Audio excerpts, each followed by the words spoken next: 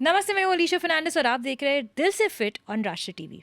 आज हम बात करने वाले हैं एक ऐसे टॉपिक की जो बहुत ही इंटरेस्टिंग है और इन रियल टाइम में बहुत से मॉडर्न टेक्नोलॉजी से एडवांस्ड हो गया है, which is cochlear implant and hearing loss.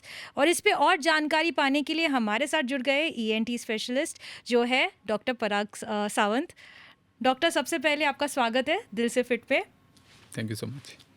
Doctor, जैसे मैंने कहा अभी कि अगर हम देखें तो ये topic is very much involve into our modern day to day life and initially अगर हम बात करें ऑफ हियरिंग लॉस, सो इसकी शुरुआत कैसे होती है? तो हियरिंग लॉस के लिए हम काफ़ी डिफरेंट रीजंस हो सकते हैं। जैसे हियरिंग लॉस एक बेसिक रीज़न वैक्स कान में होने के कारण भी हो सकता है। Oh, on the other hand something like a extreme problem जिसमें profound hearing loss inner ear problem के वजह से होता है। ओके। तो अगर मैं थोड़ा डिटेल में बताऊंगा तो हियरिंग लॉस के 3 टाइप्स होते हैं। एक 2 टाइप्स होते हैं। ओके। एक होता है कंडक्टिव हियरिंग लॉस, दूसरा होता है सेंसरी न्यूरल हियरिंग लॉस। जो कंडक्टिव हियरिंग लॉस होता है वो या तो एक्सटर्नल ईयर प्रॉब्लम या मिडल ईयर प्रॉब्लम की वजह से होता है। ओह, और जो सेंसरी न्यूरल हियरिंग लॉस होता है या तो इनर ईयर या नर्व का प्रॉब्लम से होता है। ओके। अभी इसमें भी हियरिंग लॉस होने के लिए अलग अलग कारण हो सकते हैं।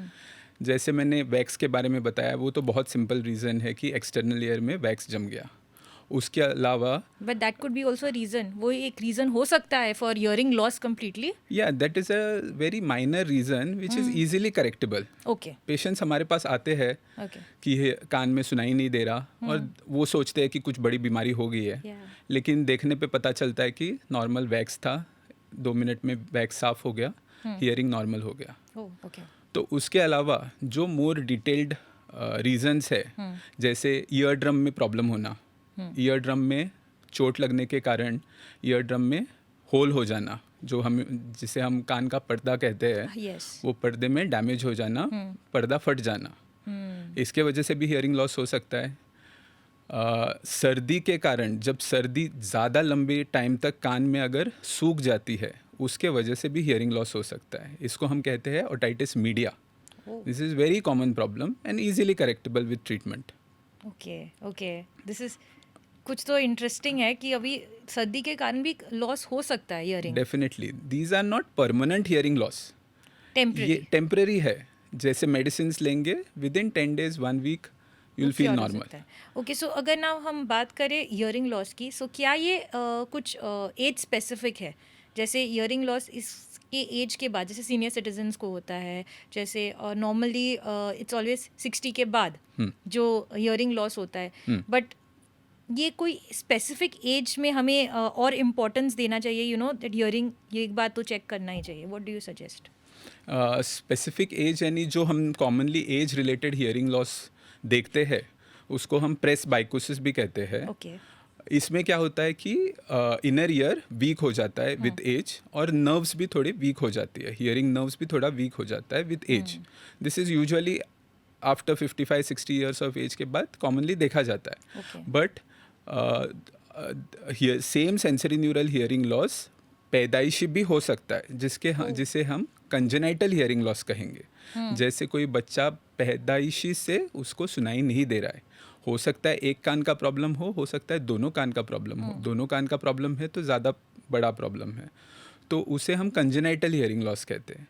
उसके अलावा जैसे बच्चा पैदा हुआ, सुनने में सब ठीक था, लेकिन जैसे कोई इन्फेक्शन हो गया, मम्स, मीजल्स या फिर कोई वायरल इन्फेक्शन हो गया, इसके कारण भी बच्चों में हियरिंग लॉस हो सकता है।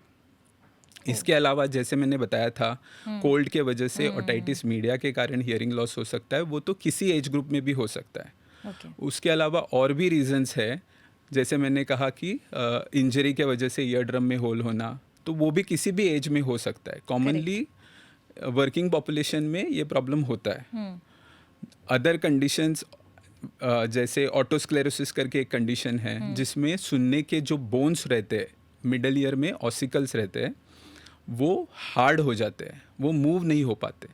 उसके वजह से भी हियरिंग लॉस हो सकता है, एंड ये यूजुअली स्टार्ट्स अराउंड 25-30 उम्र में स्टार्ट हो जाता है। उसके अलावा दूसरे रीजंस भी है, मीनियर्स डिजीज़, और आजकल हम कॉमनली देखते हैं कि नॉइज़ के वजह से हियरिंग लॉस हो रहा है काफ़ी लोगों को। बट ये भी अगेन टेम्पररी है कि परमानेंट है? तो जब नॉइज़ के वजह से होता है, ये टेम्परेरी नहीं है, ये परमानेंट हियरिंग लॉस है। ओके। शुरुआत में अगर अर्ली ट्रीटमेंट ले लिया, जैसे आज किसी को नॉइज़ से वजह से हियरिंग लॉस हो गया और उसने आज के आज ट्रीटमेंट ले लिया, रिवर्सिबल हो सकता है, इम्प्रूव हो सकता है। लेकिन अगर डिले कर दिया, नॉइज़ के वजह से किसी को हियरिंग लॉस हुआ और उसने ट्रीटमेंट जल्दी नहीं लिया, वो 10 दिन 15 दिन बाद या 1 महीने बाद आया, उसके बाद वो रिवर्सिबल नहीं होता है। हम ट्रीटमेंट से पूरा कोशिश करते हैं, लेकिन काफ़ी पेशेंट्स को मेडिसिन से रिकवरी नहीं हो पाती है, फिर उनको दूसरे ट्रीटमेंट्स की ज़रूरत पड़ती है।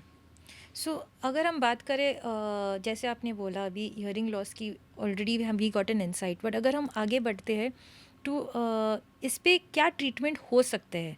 क्या इसका टेम्पररी कुछ है या कुछ ट्रेडिशनल? एक तो मेडिसिन हो गए, अदर देन मेडिसिन और क्या हो सकता है? तो जैसे मैंने कहा, कंडक्टिव हियरिंग लॉस जो है वो मोस्टली मेडिसिन से क्योर हो जाता है, Correct. Depending upon the cause. जैसे किसी को इन्फेक्शन है, वो ट्रीटमेंट करने से हियरिंग लॉस रिकवर हो जाता है। सेंसरी न्यूरल हियरिंग लॉस जो है, उसमें ट्रीटमेंट के लिए अर्ली स्टेजेस में, जैसे मैंने कहा कि सडन किसी को नॉइज़ के वजह से सडनली हियरिंग लॉस हुआ, उसमें हम लोग एक ट्रीटमेंट करते हैं, इंट्राटिम्पैनिक डेक्सामेथासोन इंजेक्शन। इसमें रिकवरी हो सकती है। और इसके बावजूद जिसको इम्प्रूवमेंट नहीं हो पाता सेंसरी न्यूरल हियरिंग लॉस में, उनको दो ट्रीटमेंट ऑप्शंस अवेलेबल है। एक है हियरिंग एड, यानी सुनने का मशीन जो बाहर से पहनते हैं एक्सटर्नली, और दूसरा लास्ट ऑप्शन जो रहता है वो कॉक्लियर इम्प्लांट होता है। Cochlear implant is a surgery. Cochlear implant is a electronic device, उसे हम दूसरे वर्ड्स में बायोनिक ईयर भी कहते हैं। कॉक्लियर इम्प्लांट के 2 पार्ट होते हैं। One is to be worn externally, जो बाहर से पहना जाता है, प्लस सेकेंड पार्ट जो हम सर्जरी के द्वारा इनर ईयर में इम्प्लांट करते हैं। ये हियरिंग एड से कितना डिफरेंट है, जो एक्सटर्नल वाला जो बोल रहे हो आप? ओके, तो कॉक्लियर इम्प्लांट का एक्सटर्नल प्रोसेसर और हियरिंग एड देखने में सिमिलर रहेंगे, लेकिन उसका जो फंक्शन और उसका जो टेक्नोलॉजी है बहुत अलग है। हियरिंग एड कैसे काम करता है? हियरिंग एड बेसिकली साउंड को एम्पलीफाई करता है। जिसको कम सुनाई दे रहा है, उसमें हियरिंग एड जब पहनेंगे तो बाहर का साउंड हियरिंग एड और बड़ा कर देता है, एम्पलीफाई कर देता है और कान में देता है। फाइनली वो सुनने का काम कान को ही करना पड़ता है। लेकिन जब कॉक्लियर इम्प्लांट होता है, उसमें टेक्नोलॉजी ऐसे है कि it is replacing the function of inner ear. Basically हम जो पार्ट इम्प्लांट करके इनर ईयर में फिक्स करते हैं, इम्प्लांट का जो कॉक्लियर इम्प्लांट में हम लोग अंदर में जो पार्ट फिट करते हैं, it replaces the function of inner ear. मतलब इनर ईयर का काम क्या होता है? साउंड एनर्जी को इलेक्ट्रिकल एनर्जी में कन्वर्ट करना। तो कॉक्लियर इम्प्लांट साउंड एनर्जी को इलेक्ट्रिकल इम्पल्सेस में कन्वर्ट करके डायरेक्टली हियरिंग नर्व को ये साउंड देता है, जिसके द्वारा साउंड ब्रेन तक पहुंचता है और पेशेंट सुन पाता है। Correct. तो टेक्नोलॉजिकली बहुत डिफरेंट है। हियरिंग एड सिर्फ एम्पलीफाई करता है, कॉक्लियर इम्प्लांट साउंड को इलेक्ट्रिकल इम्पल्सेस में कन्वर्ट करके डायरेक्टली हियरिंग नर्व को ये साउंड पहुंचाता है। Very nice.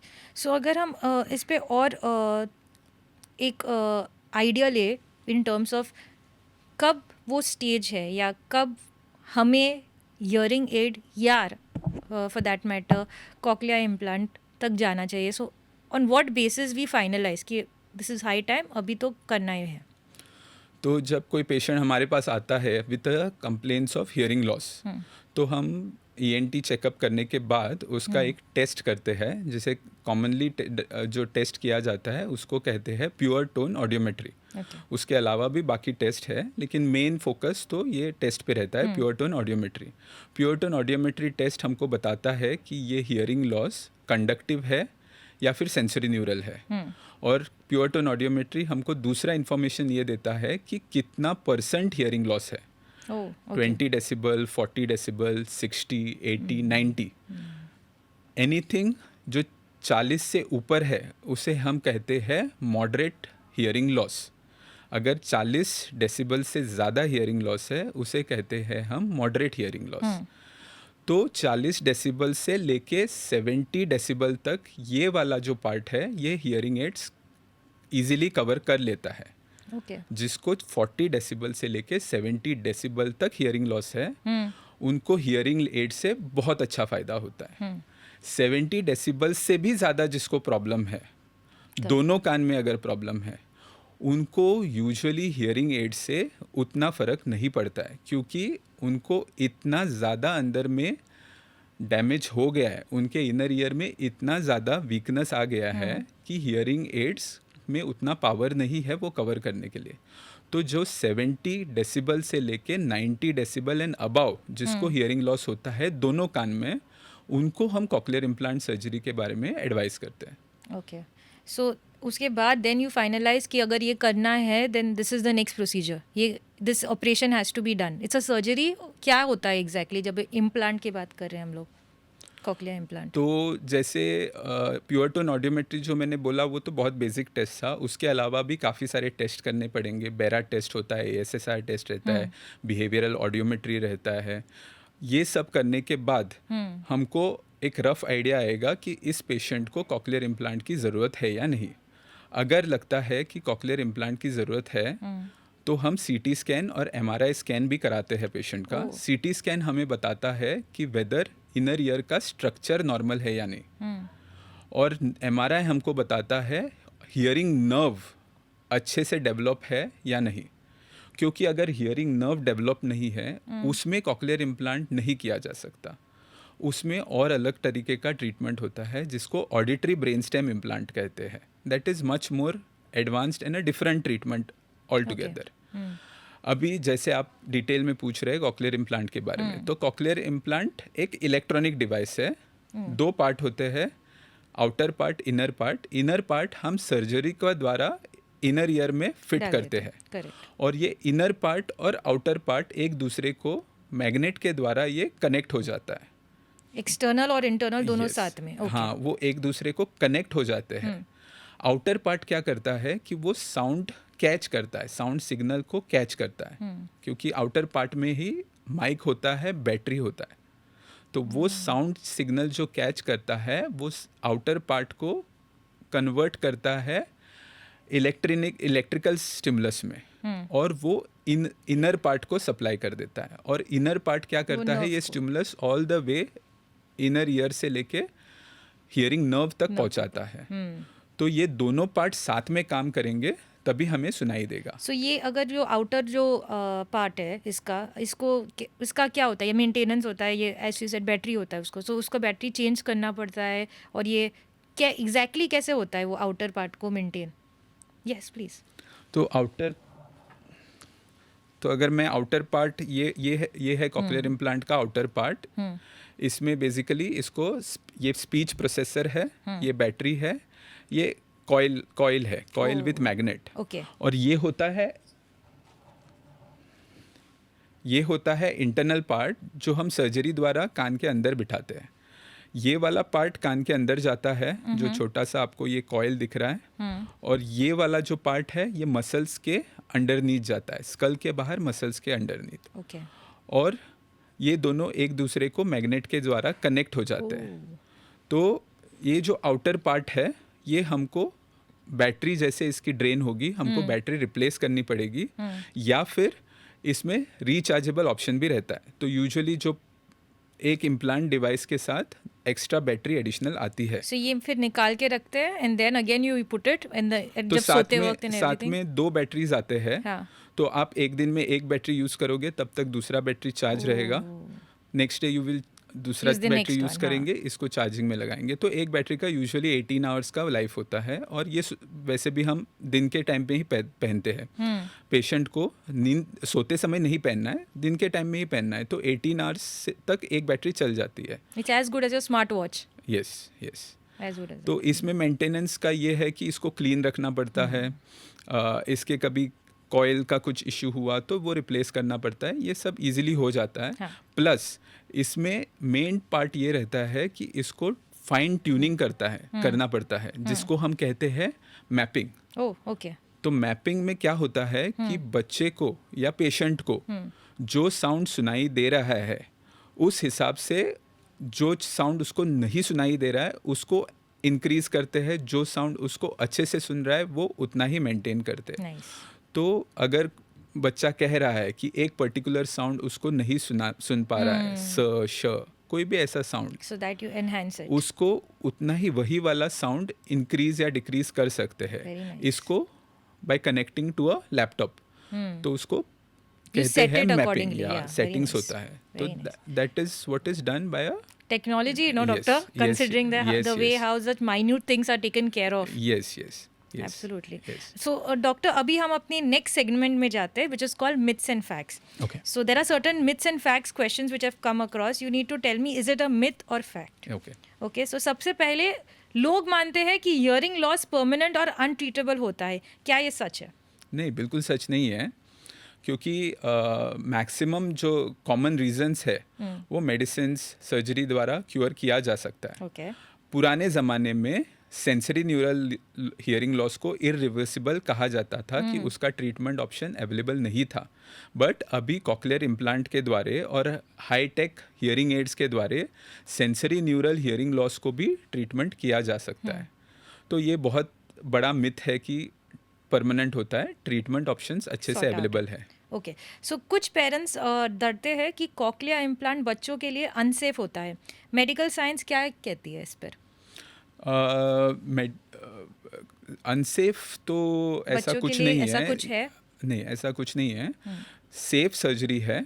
जो डिवाइस है वो भी ऐसे इंटरनेशनल ब्रांड्स के ही डिवाइस आते हैं। Okay. There are only 4 companies world over जो कॉक्लियर इम्प्लांट मैन्युफैक्चर करती है। 40 साल से ज़्यादा हो गए कॉक्लियर इम्प्लांट्स अवेलेबल है पूरे वर्ल्ड में। तो उसका सेफ्टी प्रोफाइल बहुत अच्छा है। इम्प्लांट के द्वारे पेशेंट को या बच्चे को कुछ भी डैमेज नहीं होगा। नहीं होता। ओके। दूसरा पार्ट है सर्जरी द्वारा इसको अंदर इम्प्लांट करते हैं, तो सर्जरी भी बहुत सेफ सर्जरी है। वर्ल्ड ओवर 4 लाख से ज़्यादा लोगों ने कॉक्लियर इम्प्लांट किया हुआ है। Oh. इंडिया में ही itself more than 4 to 5,000 cochlear implant surgeries एक साल में हो जाते हैं। हर साल में 4 से 5,000 That's a huge number. Cochlear implant surgeries हो जाते हैं। और हमने आज तक ऐसा कोई सेफ्टी इशू देखा नहीं है। सो हमारे दूसरा इम्पोर्टेंट सवाल है कि लोग अक्सर ट्रीटमेंट डिले करते हैं ये सोचकर कि हियरिंग लॉस नॉर्मल है। ये माइंडसेट कितना डेंजरस है? डेंजरस डेफिनेटली है, क्योंकि जितना डिले करेंगे उतना प्रॉब्लम बढ़ेगा। अर्ली ट्रीटमेंट में ज़्यादा फ़ायदा होता है। जैसे मैंने पहले भी एक एग्जांपल दिया था कि नॉइज़ इंड्यूस्ड हियरिंग लॉस अगर होगा, उसको आप डे 1 में ट्रीटमेंट करोगे तो वो रिकवर हो जाएगा। और बाकी इवन कॉक्लियर इम्प्लांट ट्रीटमेंट बहुत कॉमनली बच्चों के लिए किया जाता है। जो बच्चे पैदाइशी नहीं सुन पा रहे हैं उनको कॉक्लियर इम्प्लांट सर्जरी की जाती है। अभी इसमें भी ये है, हमने देखा है कि जिस बच्चे का सर्जरी 1 to 2 years रेंज में होता है उसका डेवलपमेंट बहुत अच्छे से हो जाता है। डेवलपमेंट इन द सेंस वो सुन भी अच्छे से पाता है और बोल भी अच्छे से पाता है, क्योंकि जो बच्चे पैदाइशी जो सुन नहीं पा रहे हैं वो स्पीच डेवलप नहीं कर पाते हैं। और इनको हमने अगर 1 या 2 साल की उम्र के बीच में कॉक्लियर इम्प्लांट किया तो उनका स्पीच एक्चुअली नॉर्मल हो जाता है। आप डिफरेंशिएट नहीं कर सकते कि इस बच्चे का कॉक्लियर इम्प्लांट हुआ है, देखने में लगता है कि ये तो नॉर्मल ही बच्चा है। On the other hand same बच्चे का ट्रीटमेंट अगर लेट हुआ, जैसे 3 years, 4 years, 5 years में, उतना परफेक्ट आउटकम नहीं आ पाता है। डेफिनेटली वो सुन पाते हैं, डेफिनेटली वो बोल पाते हैं, लेकिन अगर आप कंपेयर करेंगे तो उतना 100% स्पीच डेवलपमेंट नहीं हो पाता। इसका रीज़न ये भी है क्योंकि हमारा जो ब्रेन है, there is a term called as neuroplasticity. मतलब ब्रेन का during first 5 years of life brain is plastic, it can mould itself. अगर आप उस टाइम में उसको ट्रीटमेंट अवेलेबल कराओगे तो वो एडजस्ट एडजस्ट हो जाएगा। लेकिन वही न्यूरोप्लास्टिसिटी 5 साल की उम्र के बाद कम हो जाएगी, तो उसके बाद जब ट्रीटमेंट कराएंगे तो वो ब्रेन एडजस्ट नहीं कर पाएगा उस टाइम पे। ओके, सो डॉक्टर एक और इम्पॉर्टेंट सवाल है जो हमारे पास आया है, इस क्या cochlear implant completely naturally hearing वापस ला सकता है? तो हम कॉकलियर इम्प्लांट के द्वारा हियरिंग वापस नहीं ला रहे हैं, लेकिन जो इनर ईयर काम नहीं कर रहा था उसको कॉकलियर इम्प्लांट इनर ईयर का काम कर रहा है। It is replacing the function of inner ear. जो साउंड आएगा कॉकलियर इम्प्लांट द्वारा वो ऑलमोस्ट नियर नेचुरल रहेगा। 100% मैं नहीं कह सकता, बट डेफिनेटली 95% से ऊपर नेचुरल रहेगा। बिकॉज यहाँ पे आवाज नहीं आ रही थी, आपको थोड़ा सा आवाज आएगी इससे। नहीं, परफेक्ट साउंड आएगी। परफेक्ट साउंड आएगी, 95% परफेक्ट साउंड आएगा। और इसमें ये नहीं है कि सिर्फ सर्जरी करने से वो साउंड आने लगेगा। सर्जरी के बाद 3 वीक्स बाद हम स्विच ऑन करते हैं, इम्प्लांट को स्टार्ट ऑन करते हैं। हाँ. और उसके बाद मैपिंग और थेरेपी, ये 2 रिहेबिलिटेशन प्रोसेस रहता है। यानी पेशेंट को थेरेपिस्ट के पास जाके वो साउंड को ट्रेन करते हैं कि कौन सा साउंड कैसा है। साउंड को हम उसको मीनिंग देते हैं। तो जब वो ये सब थेरेपी प्रोसेस के थ्रू जाता है, at the end of 1 to 2 years of therapy, जो साउंड सुनता है is as good as natural sound. In fact आजकल जो लेटेस्ट इम्प्लांट्स आ रहे हैं, लेटेस्ट जो टेक्नोलॉजी अवेलेबल है, उसमें पेशेंट्स म्यूजिक भी अप्रिशिएट कर पा रहे हैं। इट इज़ नॉट ओनली कि सिर्फ कन्वर्सेशन स्पीच उतना ही सुने, म्यूजिक भी अप्रिशिएट कर पा रहे हैं। एंड अभी तो बिकॉज ऑफ कॉकलियर इम्प्लांट, जिन बच्चों का करेक्ट टाइम पे कॉकलियर इम्प्लांट हुआ है, अभी तो वो बच्चे आगे बढ़ के खुद डॉक्टर भी बन रहे हैं। तो they are not lagging behind in any way, अगर सही टाइम पे ट्रीटमेंट होता है। Absolutely, I think that is very important इस समय में। अभी हम हमारे नेक्स्ट सेगमेंट में जाते हैं, जहाँ पे हमें व्यूअर्स ने हमारे क्वेश्चन पूछे। सो सबसे पहला क्वेश्चन है, क्या excessive earphone use permanent hearing का लॉस का कॉज बन सकता है? Excessive earphones, definitely yes. Constantly yes. तो it comes under the category of noise induced hearing loss. कि constant ईयरफोन्स ज़्यादा वॉल्यूम पे यूज़ करने के वजह से इनर ईयर में वीकनेस आके हियरिंग लॉस हो सकता है, और इसको अगर टाइम से ट्रीटमेंट नहीं किया तो ये परमानेंट भी हो सकता है। What is the percentage that you suggest that earphone होना चाहिए? हम सब हमारे पेशेंट्स को बताते हैं कि डिवाइस का 50% वॉल्यूम से नीचे रखना है, जितना टाइम यूज़ करना है।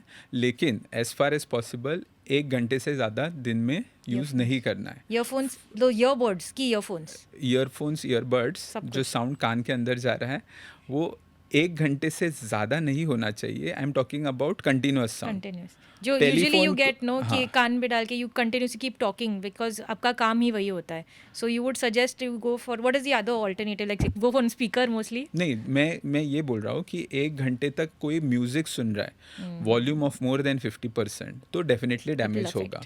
लेकिन जैसे कन्वर्सेशन, आप फ़ोन पे बात कर रहे हैं, उसमें डैमेज नहीं होता है। जो क्योंकि फ़ोन कन्वर्सेशन में आपका कंटिन्यूस साउंड नहीं है, इंटरप्टेड साउंड है, थोड़ा थोड़ा कन्वर्सेशन, वर्ड्स थोड़ा थोड़ा करके आ रहा है। बट जस्ट कान में रखने में ऐसा कुछ डैमेज होता है? नहीं, रखने में डैमेज नहीं है, जब साउंड जाएगा कान में तब। हाँ, और ये कंटिन्यूस 1 घंटे से ज़्यादा जाएगा तो डेफिनेटली डैमेज होगा। ओके, हमारा दूसरा क्वेश्चन है, अगर मेरा बच्चा साउंड पर रिस्पॉन्ड नहीं कर रहा है तो मुझे कब हियरिंग टेस्ट करवाना चाहिए? तो अभी अगर ये हम न्यूबॉर्न्स की बात कर रहे हैं, तो न्यूबॉर्न्स में एक रूल है, early identification and early intervention के लिए एक रूल है कि 136, इस रूल को हम 136 कहते हैं, कि बिफोर 1 month ऑफ एज बच्चे का हियरिंग स्क्रीनिंग टेस्ट हो जाना चाहिए। यानी इवन नॉर्मल बच्चे का पैदा होने के 1 महीने के अंदर हियरिंग स्क्रीनिंग टेस्ट सब बच्चों का होना चाहिए, और अभी हो भी रहा है। ये हियरिंग स्क्रीनिंग टेस्ट एक टेस्ट रहता है जिसको कहते हैं OAE, ऑटो अकाउस्टिक एमिशन। ये टेस्ट करने से हमको पता चल जाता है कि बच्चे का सुनने का नॉर्मल है या कुछ डाउट है। अगर बाई चांस किसी बच्चे का ये टेस्ट पे डाउट आ जाता है, तो the second part of the rule is 3। Before 3 months of age हमने ऑडियोमेट्री टेस्ट कर लेना चाहिए। तो 3 मंथ्स के एज से पहले हियरिंग टेस्ट हो जाना चाहिए. Okay. And then the next rule is, अगर किसी को हियरिंग लॉस कंफर्म हो गया, ये कंफर्मेटरी टेस्ट पे जो बेरा टेस्ट कहते हैं, इस पे अगर कंफर्म हो गया तो ट्रीटमेंट 6 मंथ्स पे स्टार्ट हो जाना चाहिए. Before 6 months of age treatment start हो जाना चाहिए. तो in ideal scenario hearing screening before 1 month of age, confirmation hearing test BERA test before 3 months of age, and start of treatment before 6 months of age. इसके अलावा अगर ये नहीं हुआ और किसी पॉइंट इन टाइम पेरेंट्स को लगा कि बच्चा ठीक से नहीं सुन रहा है, तो उसको जल्द से जल्द विद इन उसी टाइम पे डॉक्टर से कंसल्ट करके हियरिंग टेस्ट करना As early चाहिए. as ये कभी नहीं करना चाहिए कि कुछ देर रुक के देखते हैं शायद ठीक हो जाएगा, ऐसा ये नहीं सोचना चाहिए. एज सुन एज आपको कुछ भी डाउट आया, पेरेंट्स को, पेशेंट को कुछ भी डाउट आया कि हियरिंग में प्रॉब्लम लग रहा है, तो as soon as possible ENT doctor से मिलके ईएनटी चेकअप और फिर ऑडियोमेट्री टेस्ट होना चाहिए. So सबसे पहले you need to have that acceptance कि ऐसा हुआ है, and Exactly. Then you can go ahead and treatment आगे की शुरुआत हो सकती है. एग्जैक्टली. ओके. हमारा इसमें से बहुत से क्वेश्चन है, बट हमारा लास्ट क्वेश्चन जो यहाँ से लेंगे इज़, क्या कॉन्क्लियर इम्प्लांट सर्जरी पेनफुल होती है और रिकवरी में कितना टाइम लगता है? नहीं, कॉक्लियर इम्प्लांट सर्जरी पेनफुल बिल्कुल नहीं है एक्चुअली. सर्जरी जनरल एनेस्थीसिया के साथ की जाती है, तो पेशेंट को बिल्कुल पेन ड्यूरिंग द सर्जरी महसूस नहीं होगा. आफ्टर द सर्जरी कुछ दिन के लिए पेन मेडिसिन लेना पड़ेगा, बट Okay. ऐसे ज़्यादा पेनफुल कुछ भी नहीं है. माइनर पेन होता है, मेडिसिन सिरप या टैबलेट से पेन कंट्रोल में आ जाता है. और बैक टू नॉर्मल लाइफ कैसे, how early they can get back to? तो यूजुअली हम कहते हैं कि 3 to 4 वीक्स लगता है हीलिंग पीरियड के लिए. ओके. 3 to 4 वीक्स में they can get back to normal life. In this 3 to 4 weeks यानी अप्रॉक्सीमेटली 1 महीने में हम उनको कुछ रिस्ट्रिक्शंस एडवाइस करते हैं कि बाहर ज़्यादा ना जाए, ठंडा हवा या ठंडा पानी अवॉइड करे, बाकी लोगों के साथ ज़्यादा इंटरेक्ट ना करे ताकि किसी और का सर्दी इनको ना कैच हो, इंजरी ना हो. तो ये प्रिकॉशंस हम एडवाइस करते हैं फॉर 3 to 4 वीक्स, और 3 to 4 वीक्स में टोटल रिकवरी हो जाती है. उसके बाद ऑब्वियसली हैबिलिटेशन रिहैबिलिटेशन का प्रोसेस स्टार्ट हो जाता है. Done Indeed. डॉक्टर, आपने हमें बहुत से इंसाइटफुल इन्फॉर्मेशन दिया है. सबसे जाने से पहले अगर आप हमारे सब ऑडियंस के लिए कुछ ऐसा मैसेज देना चाहते हो दैट दे शुड फॉलो, या कुछ आपकी तरफ से कुछ last few words from you. तो मेन मैसेज तो मैं यही देना चाहूँगा कि early identification and early intervention very important. किसी भी स्टेज पे हियरिंग का कोई भी डाउट आ रहा है, जल्दी से जल्दी ईएनटी डॉक्टर को दिखाइए, सही सलाह लीजिए, सही ट्रीटमेंट लीजिए. जल्दी ट्रीटमेंट लेने से ज़्यादा फ़ायदा होगा, अच्छा फ़ायदा होगा. हो सकता है प्रॉब्लम पूरा रिकवर भी हो जाए. सेकेंड एडवाइस मैं ये देना चाहूँगा कि ईयरफोन्स जो सब यूज़ करते हैं कम यूज़ कीजिए, volume less than 50%. Try to avoid using it more than 60 minutes in a day. 1 घंटे से कम यूज़ करना है. हाँ, बाकी वर्क के लिए आप कॉल्स आंसर कर रहे हैं, ठीक है, कॉल्स आंसर कीजिए, बट कंटिन्यूस नॉइज़ या कंटिन्यूस जो म्यूज़िक उसको अवॉइड कीजिए 1 घंटे से ज़्यादा. ये 2 मेन मैसेजेस मैं पास करना चाहूँगा. Done. Thank you so much doctor, आप यहाँ हमारे स्टूडियो में आए, हमारे ऑडियंस को इतना इंसाइटफुल इन्फॉर्मेशन दिया है, और वी आर लुकिंग फॉरवर्ड कि इन फ्यूचर में भी आप यहाँ पे आएंगे और एक और टॉपिक लेकर हम डिस्कस करेंगे हमारे ऑडियंस के साथ. And thank you so much once again, आप यहाँ पे आए और हमारे साथ बातचीत की, इसलिए thank you. Thank you so much. देखते रहिए दिल से फिट.